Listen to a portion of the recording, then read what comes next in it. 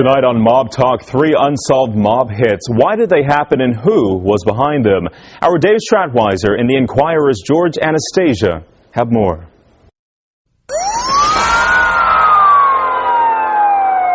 Welcome to this week's edition of Mob Talk. I'm Dave Stratweiser. And I'm George Anastasia with the Philadelphia Inquirer. George, this week we're going to talk about 3 unsolved mob hits that we think could be included in a new federal indictment. Certainly the feds would like to put these in. The murder of Johnny Gons Casasanto, the murder of Raymond Long John Motorano, and the murder of Ronnie Turchi, whose body was discovered right here. He's found naked, bound, and he shot multiple times. Turchi's hit and his body is left in the trunk of a car parked right here on the corner. And there's a lot of speculation about why.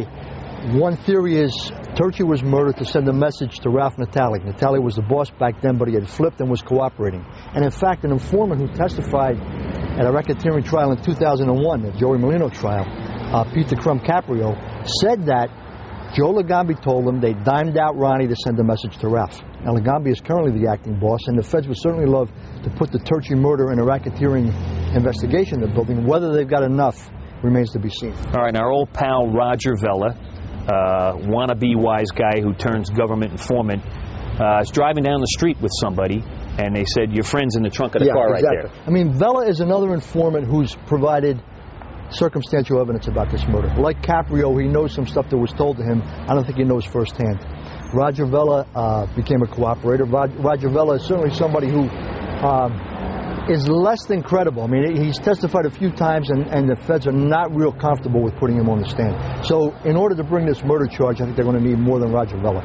Now, what's the dangers of bringing a murder charge, or the benefits of a murder charge in a racketeering indictment?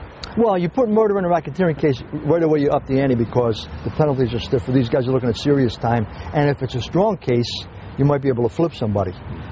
Conversely, if it's a weak case, and we saw that in the Merlino racketeering case in 2001, 4 or 5 murders in there, they were acquitted or found not proven all of those murders.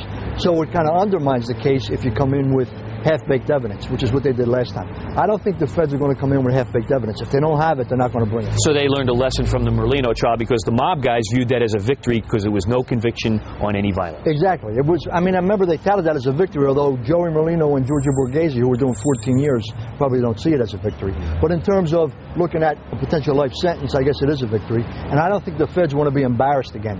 So if they're going to bring a racketeering case with a murder charge, I think the evidence has got to be stronger than what we know right now about this hit and the 2 other hits we've been talking about. But why hit Ron Turchi? What did he do wrong to get murdered? Turchi, if you recall, at one point was the consigliere of Natale's crime family.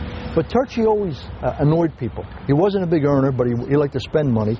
And when Natale became a cooperator, Turchi kind of lost his patron. He lost his support. And that, coupled with the fact that they wanted to send a message to Ralph, supposedly is the reason Turchi was hit. Now, Roger Vella, who we mentioned earlier, Roger Vella apparently had lunch with Turchi a day or 2 before all of this went down. And at one point, Vella, I think, was suspected of being involved in the murder. Subsequently, I think, when he became a cooperator, it became clear he wasn't involved, but he did know a little bit about how it happened. Do we know anything at all about where this murder occurred, how he ended up in the trunk, or maybe who was involved? I know we don't want to name names because we don't know that yet. Nobody's put that on there, but... I mean, there's a whole theory of how it went down, and the fact that he was found, I believe, naked in the trunk of his car. He had been beaten before he was shot. It's very symbolic of the old Scarfo era. I mean, that's the way Nicky Scarfo did things, real cowboy style.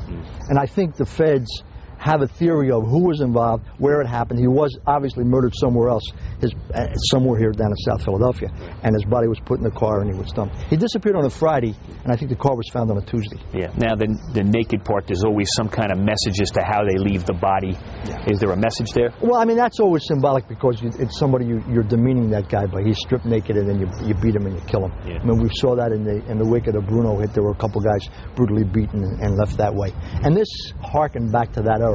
And it's kind of the antithesis of alleged mob boss Joe Legambi's style because he wants to be low-key. He doesn't want that kind of high profile. But if you remember in 99, he was at best the acting boss. Wasn't clear who was in charge. He hadn't really taken control of the family. And I think it's less likely something like this would happen in this era than back then. Could this be one of those murders for many reasons? Oh, absolutely. I mean, Turchi, in addition to being a wise guy, was a gambler, a bookmaker, had annoyed a lot of people for a lot of different reasons, and maybe it was multiple motives here. All right, George, that's the Ron Turchi murder. We're going to talk about the John Casasanto murder and the murder of Long John Martirano in the coming weeks. Yeah, the interesting thing about those two murders are the feds believe they know who was involved. They just haven't been able to build a strong enough case to bring charges. So it's a kind of a different type of investigation.